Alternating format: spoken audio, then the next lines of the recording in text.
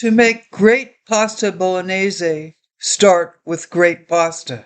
Pasta is made from durum wheat semolina and water. It's cut on brass dies. It's dried for over 60 hours. This quality of pasta absorbs the sauce. So, a lot of people don't really know how to dice an onion, and I'm gonna endeavor to show you how to do it. I got the ceiling fan on, it's blowing onion skin all over. I'm gonna try to grab it with this damp paper towels. Oh well, the Roomba will get it. It's a nice fresh onion. It's got some onion milk coming up. I'm gonna cut this in half and leave this over here. I'm gonna basically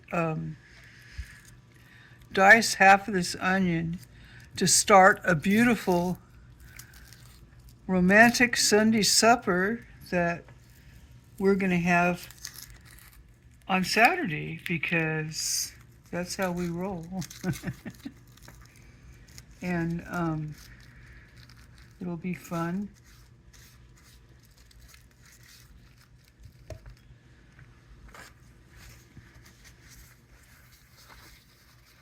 So I got to get this little piece of... All right, so basically,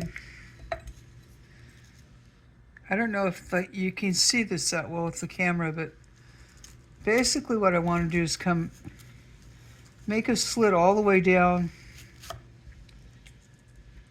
as well as I can. Almost all the way. It's a hard onion.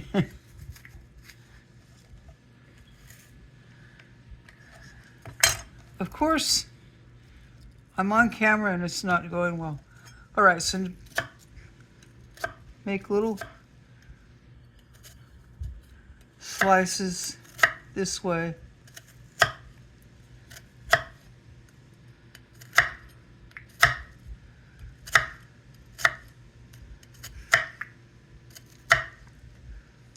And then you just go, I don't know if you can really see this part, but it's pretty well chopped, diced.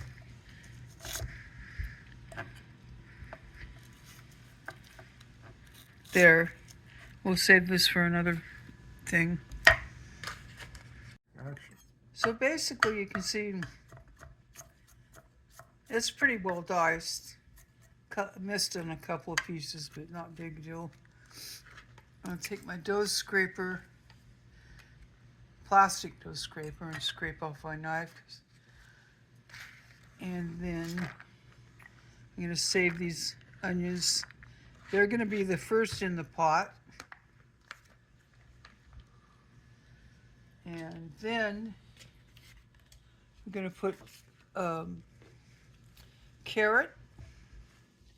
Now the carrot, I'm not going to completely dice. I'm going to put it in a little device that I have that came with the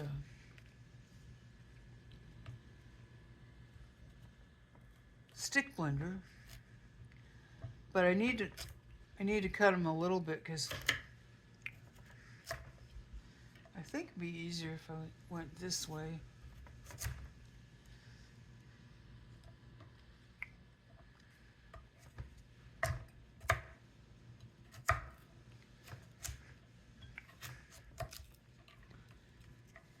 I think that's enough carrot for this event. And then I don't think we really need the celery leaves, although some people really like those. You know, and the celery is pretty easy.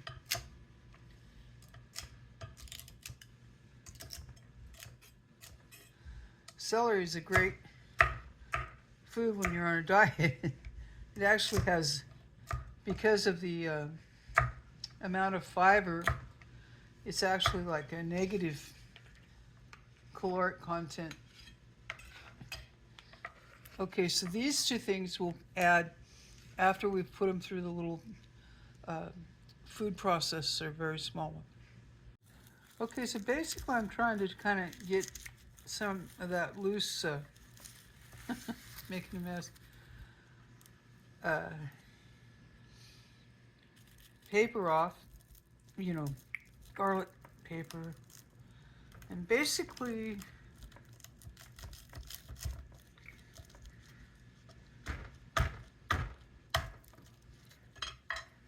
what we've done here is just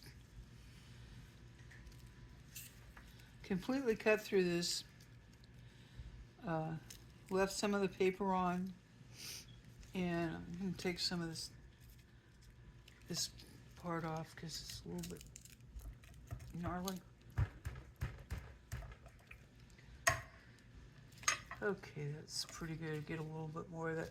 So you want to get a little more of that gnarlier part off.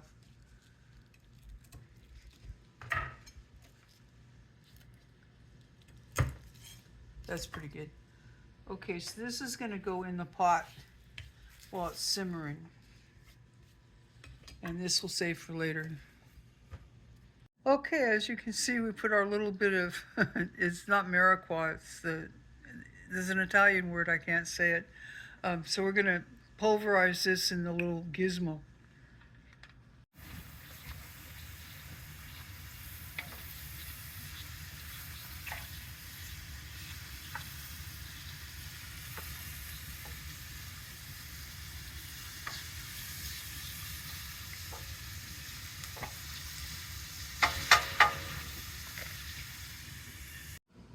Okay, as you can see, the little device is pretty quick. I'm kind of quasi-pulverizing our carrot and celery.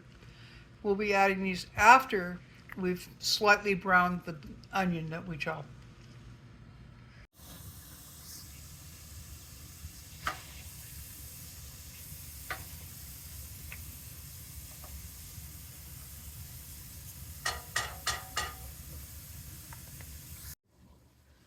Okay, now we've slightly browned or caramelized the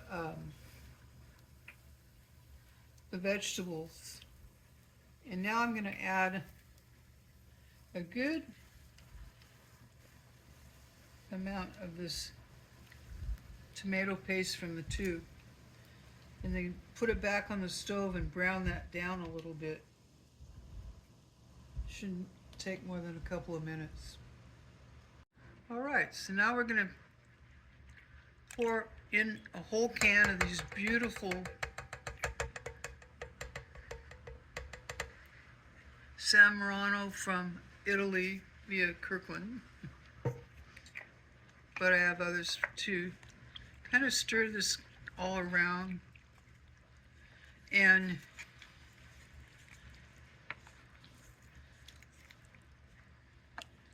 you're going to bring me the tomato smasher. Okay, now I'm using this potato ricer to smash the tomatoes. I know a lot of people just crush the tomatoes with their hands, but I found it's easier to use this potato ricer, and it's really a good one. It's an old Cutco product, but it works really good for this. I use it on a lot of my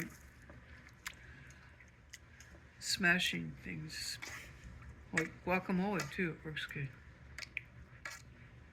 Okay, so those are big enough pieces that it won't be a problem. I mean, small enough pieces that it won't be a problem because they'll cook down anyway. Another thing I'm going to do here is add about a glass of wine.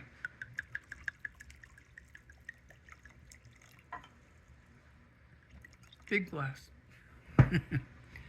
And then this sounds weird, but I'm going to put a semi-peeled, clean garlic half in there. And I found it's like an easy way to do the garlic in it. Then once the sauce is done, you just take that out, and it's already will have imparted all the flavors. Another thing I'm going to do right now is put fresh ground pepper,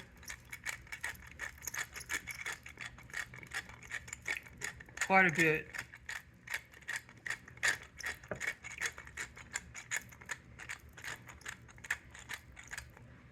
and sea salt.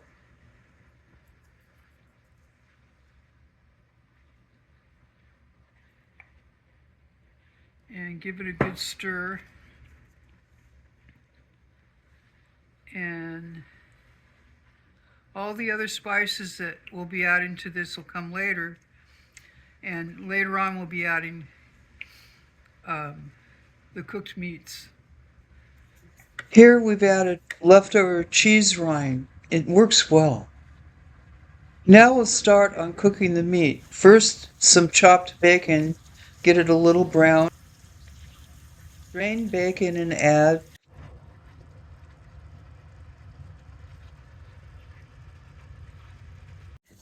Okay, so basically what we're going to do between the two of us now is break this pork up and cook it down. It's a little tiny bit of the leftover bacon grease and smoosh in here, which is a good thing. And then once that's, I'm going to let Scott break this down more. We're going to get it in really crumbly sized pieces, much smaller than what I'm doing here. Sometimes it's easier to break after it starts cooking. So I'm going to let him work on that, and then after that we'll do the ground beef. Add the cooked pork to your sauce. Cook the ground beef, drain it, and add that to your sauce. Bubble the sauce, stirring every 15 minutes. So my little gizmo is a little learning curve. I cut too big a piece of cheese before, and now it seems to be working pretty good, really. I mean, it is a faster way to grate Parmesan. I mean, that's a pretty good amount in a short time here.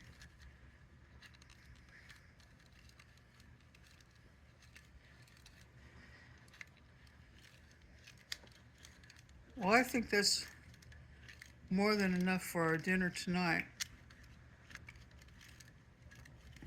I'll move it to the side so I can see the pile.